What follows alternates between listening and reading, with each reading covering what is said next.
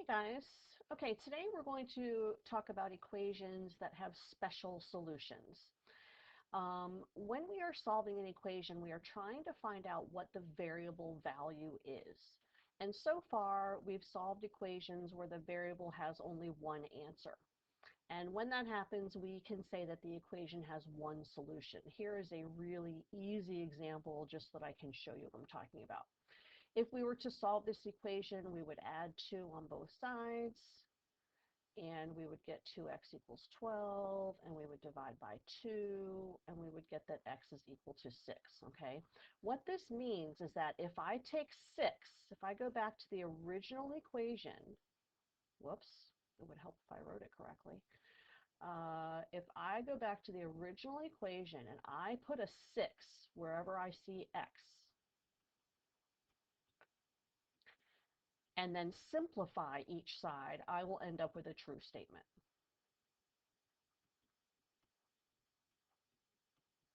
There you go. Excuse me. So that's what we're doing when we're solving an equation. We're finding a value that if we go back to the equation and substitute in the variable, we'll have a true equation.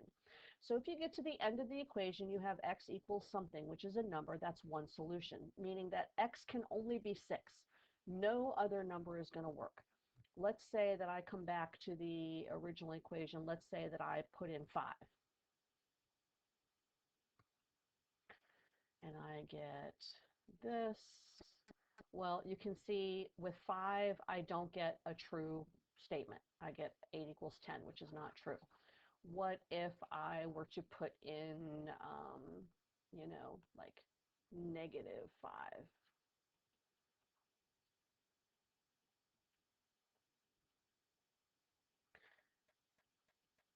Then this would give me -12 equals 10, also not a true statement. So in this type of situation, the only thing that x can be is 6, okay? This is the type of equation that we know how to work so far.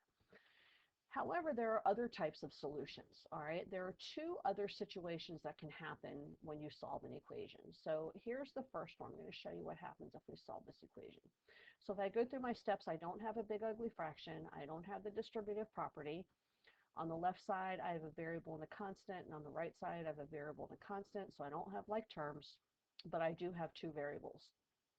If I eliminate one of the variables, notice that they both make 0 pairs, and I have no variables left at all.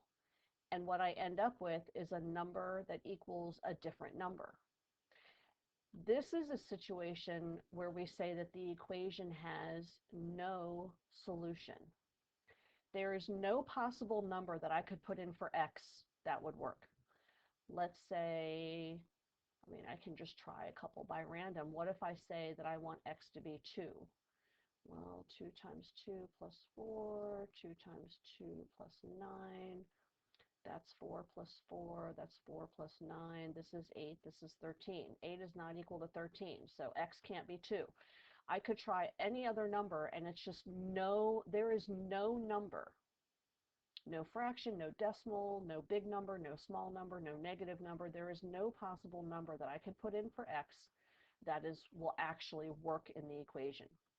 So when you solve a problem and you get this type of situation, you get a number equals a different number and there's no variable at all, we say that there is no solution to this problem. And here's the third type.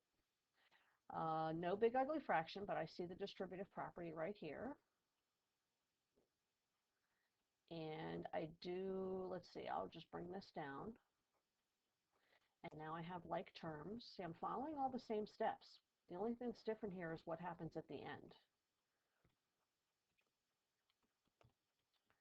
Take a look at this. This is interesting, right? Well, if I 0 pair the variable, I'm going to have no variable, and what do I have at the end? I have a number equals the same number. In this situation, we say that there are infinite solutions. And what that means is I could choose any number for x, any value, and I will get a true statement. If I substitute 2 in right here where the x's are, I'm going to get a true statement at the end. If I substitute 8, I will get a true statement at the end. If I substitute 91 million, I will get a true statement at the end. So x could be any value, so that's why we say there are infinite solutions, okay? So here is what you should take a moment and write down. Pause the video, copy this down, and then restart when you're ready to listen again. Okay, so what you have written down is basically what you need to know is you're going to look to the end of your equation and you're going to ask yourself, what do you see? If you see a variable equals a number like this, you're going to say there's one solution.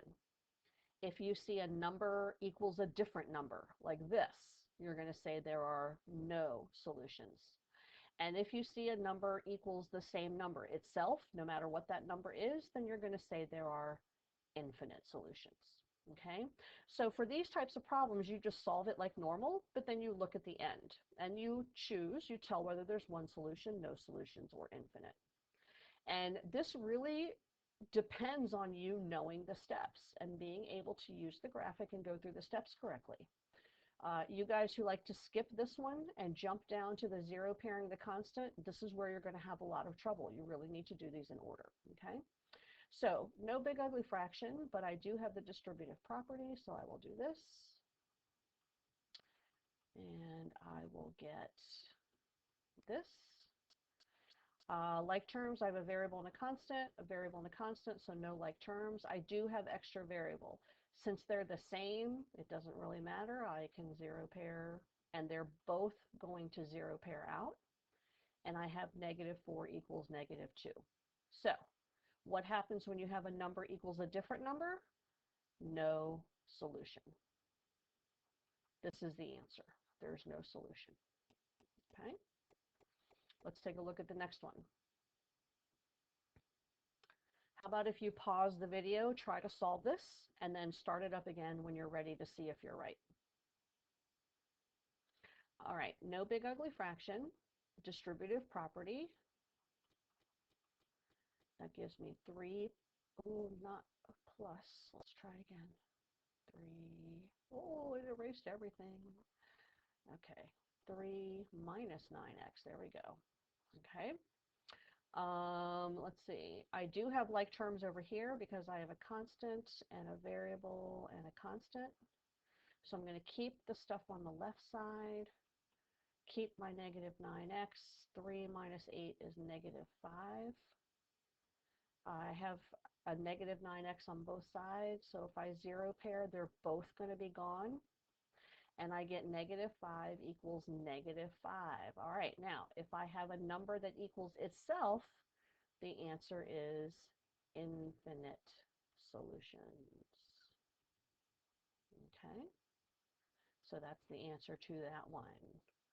Let's look at the third example. Pause the video, work this one out, and then restart it when you're ready. All right, there's no big ugly fraction. There is distributive property. 6x plus 6 minus 3x equals 6 plus 3x. There are like terms because on this side I have 2 variables and 1 constant. So 6x minus 3x is 3x. And I can already tell how this is going to work out. If I zero pair a variable, it actually zero pairs on both sides, and I get 6 equals 6. And remember, if a number equals itself, that is infinite solutions. Okay. Let's take a look at the next one. Copy this one down, pause the video, and then start it up again when you're ready to see if you're right. All right, there's no big ugly fraction. We have distributive property on both sides. 12x minus 36 equals 14x minus 28. No like terms because I have a variable and a constant, variable and a constant. I do have an extra variable that I can zero pair, and in this case they're different. I have 12 and 14x, so I will zero pair the smaller one. And I'm going to have 2x here minus 28. and then I will zero pair my negative 28. Let's see, this is going to be negative 8 equals 2x, divide by 2, divide by 2, x equals negative 4. So when you have x equals a number, this is one solution. All right, I got a couple more, I think. Copy this one down, try to work it out, and pause the video, and then start it back up again when you're ready to see if you're right. All right, no big ugly fraction. I have two distributive properties, so I'll do them both. This is going to be 40x minus 24. This is going to be negative 18x minus 24. No like terms. I have a variable constant, so I can skip that. I do have extra variable.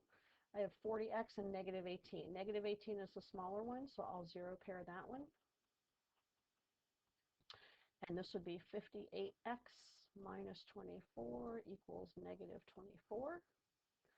And then I'll zero pair my constants. And remember, if your constant zero pairs all by itself over here, just put a 0 and keep going. Still got to divide by my coefficient, so I'm going to divide by 58. And if I have nothing and I divide it into 58 parts, I'm going to still have nothing. So if you have variable equals a number, doesn't matter what that number is, you have one solution. And the solution is 0. Okay. And let's try this one. Go ahead, copy it down, pause the video, work out this problem, and then start it back up again when you're ready to hear if you're right. All right, there's no big ugly fraction. We do have the distributive property on the right side twice. So I'll keep my 3x minus 13. I'll have 7x plus 14 minus 4x plus 28. Lots of like terms over here. I've got my two variables, and I've got two constants. So I'll keep this stuff on the left. 7x minus 4x is 3x. 14 plus 28 is 42. 8, 9, 10, 11, 12, yep, 42, okay. I do have two variables, they're the same, so I'm going to end up zero pairing both of them. And I get negative 13 equals 42. So if you have a number equals a different number, that means that you have no solutions. Okay? And I think that's the last one. So basically what you are doing now is getting something different at the end maybe. And all you have to do is memorize what happens if you have, let me go back to the notes page. If you have the variable equals a number, that's one solution. A number equals a different number, that's no solutions. Or a number equals the same number, that's infinite solutions. And that's all you need to know about special solutions.